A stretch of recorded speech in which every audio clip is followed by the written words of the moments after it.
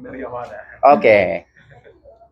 Kalau alasan atau dasar gugatan yang menjadi alasan Ruben menggugat hak asuh anak adalah satu, karena Sarwenda tidak melaksanakan putusan pengadilan bahwa harus dilayani atau Ruben harus bisa bertemu dengan anak ya.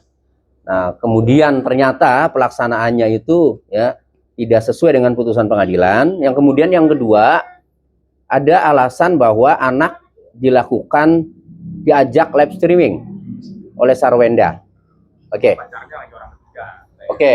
Nah, jika demikian, pertama, memang yang namanya hak asuh anak itu yang belum 12 tahun itu jatuh ke ibunya. Tetapi tidak boleh menghalang-halangi hak anak untuk bertemu orang tua kandungnya atau ayahnya. Itu tidak boleh. Tetap meskipun hak asuh anak itu jatuh pada Sarwenda selaku ibunya, Sarwenda tidak boleh melarang anak untuk bertemu dengan bapaknya atau melarang bapaknya ketemu dengan anaknya. Hak asuh anak itu melekat hanya karena putusan hukum. Tetapi hak anak untuk bertemu orang tua dan hak orang tua bertemu anak juga tidak boleh ada yang menghalang-halangi. Nah, sehingga kalau ini diajukan ke pengadilan, ya, ini bisa jadi juga untuk menjadi pertimbangan. Kalau seandainya dengan saksi-saksi terungkap bahwa ada niat dari Sarwenda memang sengaja untuk membatasi anak ketemu dengan orang tua, maka bisa jadi juga nanti untuk menjadi pertimbangan hakim dalam gugatan Ruben untuk mengambil hak asuh anak. Kedua, mengenai anak diajak live streaming. Kalau ada yang menerjemahkan atau menafsirkan bahwa itu adalah eksploitasi anak ya terhadap anak itu ya. Mengenai eksploitasi anak itu diatur di Undang-Undang Perlindungan Anak. Di mana di dalam pasal 76I larangan eksploitasi anak secara ekonomi maupun secara seksual. Nah, arti eksploitasi anak secara ekonomi itu memanfaatkan anak untuk mencari keuntungan, untuk mencari ekonomi atau untuk kepentingan komersial, ya itu. Nah, pertanyaannya, apakah yang dilakukan Sarwenda saat live streaming mengajak anak, apakah itu termasuk ya eksploitasi anak atau bukan? Maka disinilah perlunya ahli nanti ya dalam gugatan Ruben, gugatan hak asuh anak ini. Ruben kalau salah satu alasannya adalah anak diajak live streaming yang dipahami adalah eksploitasi, maka Ruben nanti harus bisa menghadirkan ahli yang dapat menerangkan apakah tindakan Sarwenda mengajak anak live streaming itu apakah dapat dikategorikan sebagai eksploitasi anak atau tidak. Nah, kalau nanti dikategorikan sebagai eksploitasi anak, ya, maka nanti kembali lagi putusannya ada pada hakim. Apakah ya, bisa beralih tidak hak asuh anaknya dari Sarwenda kepada Ruben atas dasar eksploitasi anak tadi. Cuma kalau memang itu disimpulkan sebagai eksploitasi anak, ada dampak hukumnya. Apa dampak hukumnya? Dampak hukumnya itu diatur di pasal 88 Undang-Undang Perlindungan Anak. Ada sanksi pidananya. Itu, sanksi pidananya ancamannya hukuman penjara. Kalau memang ya, tindakan Sarwenda ya mengajak live anak ternyata dapat dikategorikan atau ternyata dikategorikan oleh ahli itu bagian daripada eksploitasi anak. Maka ada sanksi pidananya. Jadi selain hak asuh anaknya itu bisa dicabut atau bisa beralih ke bapaknya, maka Sarwenda juga bisa dikenakan pasal 88 Undang-Undang Perlindungan Anak, yaitu hukuman pidana penjara. Nah, tapi itu kembali kepada ahli yang akan menerangkan apakah tindakan Sarwenda mengajak live streaming anaknya itu apakah dapat dikategorikan sebagai eksploitasi anak atau bukan. Tapi semua kembali kepada hakim nanti yang memutuskan. Gitu. Berarti kemungkinan besar untuk Ruben memenangkan gugatan nafsu anak ini seperti apa? Menurut Mas Tony deh, dan juga orangnya juga ingin mempertahankan. Mungkin menurut Mas Tony ini melihat pandangan ini seperti apa? Ya, saya tetap mengacu kepada satu, anak yang belum mumayyiz atau belum 12 tahun itu jatuh kepada ibunya, dalam hal ini Sarwenda. Tetapi kalau dapat dibuktikan, ya, ibunya menderita gangguan jiwa atau gila, kejam, ya, atau menelantarkan, maka bisa dicabut. Nah, dua hal ini, ya, atau tiga hal ini, 3 poin ini, apakah dapat dibuktikan atau tidak oleh Ruben? Kalau tidak, berarti masih hak asuh pada ibunya Sarwenda. Lalu bagaimana dengan alasan tadi tidak sulit untuk bertemu dan ada dugaan eksploitasi anak? Nah, ini kembali kepada Ruben. Mampu tidak membuktikan gugatannya, alasan gugatannya bahwa ada eksploitasi anak. Kalau ia mampu kalau ia mampu membuktikan, ya, baik dengan saksi-saksi maupun dengan bukti lainnya, ya, bukti lainnya itu misalnya ini diajak live streaming itu untuk mencari uang misalnya dengan memanfaatkan anak. Lalu kemudian ada bukti-buktinya itu memang ada jualan, ada uang masuk kan gitu. Tetapi di mana memanfaatkan anaknya? Nah, memanfaatkan anaknya misalnya dilibatkanlah anak ini, ya.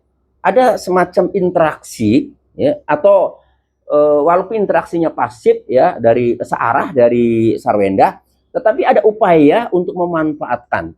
Kemudian dikuatkan oleh pendapat ahli bahwa tindakan demikian itu termasuk eksploitasi misalnya, ya.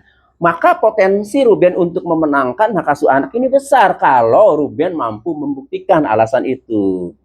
Tetapi kalau Ruben tidak mampu membuktikan, maka kembali lagi kan kepada pasal 105 dan 156 Undang Kompilasi Hukum Islam, bahwa anak yang belum mumayyiz atau belum 12 tahun jatuh kepada ibunya. Jadi ini tergantung Ruben mampu tidak membuktikan bahwa Sarwenda ini tidak layak lah selaku ibunya ini untuk mengasuh anak. Itu kalau Ruben bisa membuktikan itu, ya, maka Ruben berpotensi untuk mendapatkan hak asuh anak. Tapi orang ketiga, bisa dibilang pacarnya Sarwenda ini kan, Ruben selalu menyentil, kita sebut namanya lah kekasih Sarwenda ini Zul, selalu terlibat untuk pengambilan keputusan tentang anak itu lah, kan salah satunya mungkin hadiah di balet, soal keputusan anak Sarwenda lah, mengikuti terlibat lah. Dan Ruben sendiri suka menyentil keterlibatan orang ketiga atau kekasihnya ini melalui IG-nya gitu. Bahkan Ruben merasa ketika ketemu anak ini diawasi. Nah, itu bisa jadi bukti kuat di sini nantinya bakal di persidangan.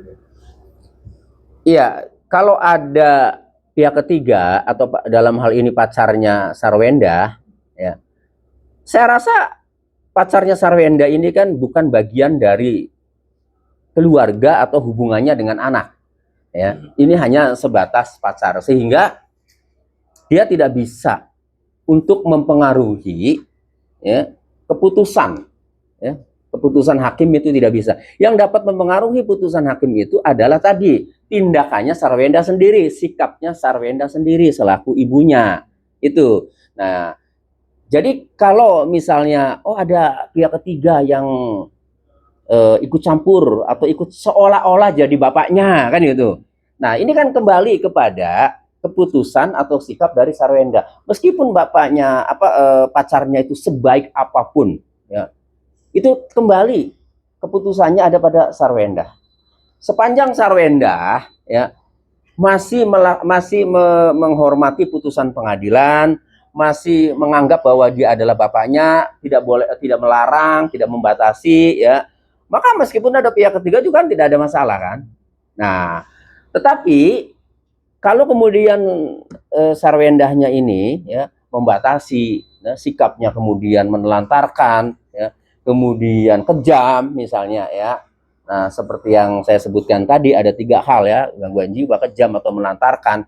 Maka itulah yang menjadi pertimbangan hakim, ya, hak asuh anak pada ibunya itu bisa dicabut atau bisa beralih kepada bapaknya. Jadi keberadaan pacarnya ini menurut hukum, ya, itu sama sekali tidak mempengaruhi. Itu.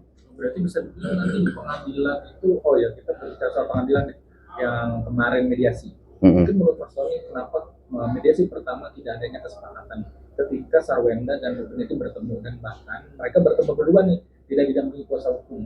Nah itu menurut Mas Tony sampai ada mediasi kedua lah, itu gimana sih Mas Tony? Kalau misalnya sepengalaman Mas Tony, kalau misalkan mediasi belum ada titik temu. Ya, mediasi tidak ada titik temu itu hal yang biasa, wajar. Karena kenapa tidak ada titik temu? Karena masing-masing mempertahankan keinginannya. Itu biasanya. Jadi kalau keinginan Sarwenda, ya, misalnya anak tetap ada hak asuh padanya. Nah, kemudian keinginan Ruben, hak asuhnya pindah ke Ruben. Nah, sepanjang ya tidak ada titik temu, ya itu pasti ya memang tidak berhasil mediasi itu kan. Nah, kalau mediasi tidak berhasil, maka dilanjutkan ke pokok perkara di persidangan, pembuktian. Nah, ya, nah ke pokok perkara mulai dari pembacaan gugatan, ya kemudian pembuktian.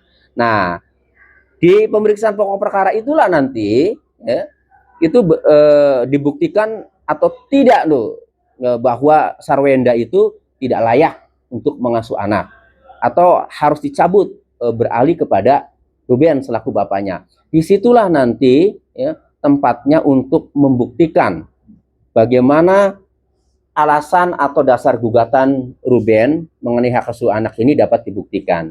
Itu. Jadi mediasi tidak ada titik temu itu wajar karena satu sama lain kedua belah pihak itu masing-masing mempertahankan keinginannya. Nah, tetapi nanti putusannya ada pada persidangan nanti ya. Setelah persidangan selesai diputuskan baru ketahuan itu. Oke, Bang Tony, mungkin sedikit terkait orang ketiga atau dari hasil putusan mereka sebelumnya, kan mereka walaupun sudah bercerai seperti itu, untuk masalah keputusan seperti pendidikan atau ya kegiatan dari anak tersebut, itu memang apakah memang harus masih tetap mereka berdua untuk memutuskan itu si ayah atau ibu ini walaupun mereka sudah bercerai dalam segala hal? Iya, jadi gini, hak asuh anak bagi anak yang belum mumayyiz ya itu jatuh kepada ibunya. Tetapi mengenai kebutuhan anak, ya nafkah anak itu tanggung jawab bapaknya. Nah, cuma persoalan yang terjadi di lapangan biasanya kalau terjadi konflik, ayah sulit bertemu anak, misalnya atau dibatasi untuk ketemu anak, maka tanggung jawab tadi dipengaruhi. Ayah jadi emosi. Ya, jadi emosi dalam arti saya biasa ngasih nafkah ya sesuai amanat undang-undang ya. Dia akhirnya jadi merasa berubah pikiran, merasa rugi kan itu. Berubah. Nah, terkadang seperti itu. Nah, padahal di dalam aturan memang meskipun hak asuh jatuh pada ibunya, tetapi tanggung jawab nafkah anak, kebutuhan anak itu tanggung jawab bapaknya. Nah, tinggal bagaimana supaya bapak itu ya tidak dihalang-halangi haknya untuk ketemu anak. Seharusnya sih begitu ya. Tapi kalau memang bapaknya merasa dihalang-halangi, ya akhirnya saya juga pernah dengar kan, yang akhirnya jatah itu kan akhirnya jadi jadi dipertimbangkan lagi ya, jatah orang tua atau Ruben terhadap anaknya kan begitu. Itu kan penyebabnya mungkin karena sulit ketemu anak kan. Nah, ya itu diantaranya kan. Itulah manusiawi ya. Kalau seorang ayah kemudian akhirnya jadi berubah ya mengenai tanggung jawab untuk menafkahi karena mungkin merasa dibatasi atau merasa tidak leluasa untuk ketemu anak ya. Tetapi secara hukum tetap itu tanggung jawab bapaknya meskipun hak asuh anak ada pada ibunya. Tapi kalau untuk permasalahan kayak keputusan kayak pendidikan atau kegiatan-kegiatan dari anak yang kegiatan anak-anak yang lainnya gitu, apakah itu keputusan masih tetap harus mereka berdua atau hanya keputusan sepihak aja, misalkan dia mau harus sekolah di mana? Oh, memilih pendidikan. Ya, kalau memilih pendidikan atau apapun ya yang terbaik untuk anak, ya sebenarnya itu tidak diatur ya di dalam undang-undang. Yang diatur di dalam undang-undang itu adalah ya yang terbaik untuk masa depan anak atau untuk kepentingan anak itu. Nah, berarti kalau yang terbaik untuk kepentingan anak, siapapun yang memutuskan, mau bapaknya, mau ibunya, ya sepanjang itu terbaik untuk kepentingan anak, tumbuh kembang anak, ya sah-sah saja. Dan itu tidak ada orang lain, tidak ada orang ketiga atau dia kayak minta bantuan sama orang lain untuk meminta, gimana menurut lu, kasih gue masukan dong, apa bantuin gue dong ya, misalkan kayak Wenda sama Gio gitu, dia minta masukan, terus oh begini aja anak lu, oh begini aja. Ya seharusnya sih minta masukannya itu kepada ayahnya ya, karena ayahnya ini kan ayah kandung kan, Ruben ini kan, itu bagian daripada kepedulian ya sebagai orang tua untuk untuk pendidikan anak seharusnya. Lalu bagaimana kalau Sarwendah minta masukannya kepada selain ayahnya, misalnya kepada pacarnya? Tadi sepanjang itu terbaik untuk kepentingan anak, ya boleh-boleh saja. Namanya minta masukan, ya jangankan ke pacarnya, ke orang lain pun. Misalnya, gimana sih sekolah di sana, bagus nggak ya? Kan itu. Nah kalau memang bagus ya itu bisa saja kan minta masukan, dan masukan itu kemudian dipakai. Kemudian akhirnya memutuskan anak sekolahnya di sekolah A kan itu. Nah, tetapi karena ini sudah menjadi konflik ya, maka untuk mereda konflik itu seharusnya ya dua-duanya itu menurunkan ego demi kepentingan terbaik buat anak itu. Yang Sarwendah meskipun ada pacarnya, seharusnya ada apa-apa untuk kepentingan anak ya bisa minta masukan ke Ruben. Kan gitu. Karena anak ini nggak ada bekas. Istri, mantan istri bekas ya bisa, mantan suami bekas suami bisa, tetapi yang namanya anak tetap anak. Sehingga meskipun udah cerai, tetap seharusnya atau lebih bagus ya minta masukan itu kepada ayahnya Ruben, bukan kepada pacarnya, apalagi orang lain ya, kecuali ya ayahnya ini tidak mempunyai pengetahuan untuk itu, maka boleh kan minta masukan ke orang lain. Tetapi minta masukan ke orang lain pun ya untuk memutuskannya itu ya seharusnya sebaiknya itu tetap dimusyawarahkan lagi dengan bapak kandungnya, karena ini untuk kepentingan terbaik buat anak. Karena pendapat itu bisa beda.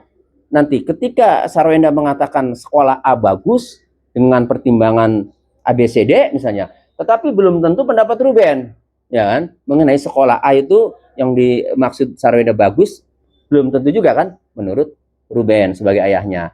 Itulah sebabnya kenapa lebih bagus ya dimusyawarahkan atau minta masukannya kepada ayahnya ketimbang atau daripada ke pacarnya. Itu dalam hal memilih pendidikan ataupun kegiatan atau sekolah-sekolah lain ya, ataupun kegiatan lain ya buat kepentingan anak.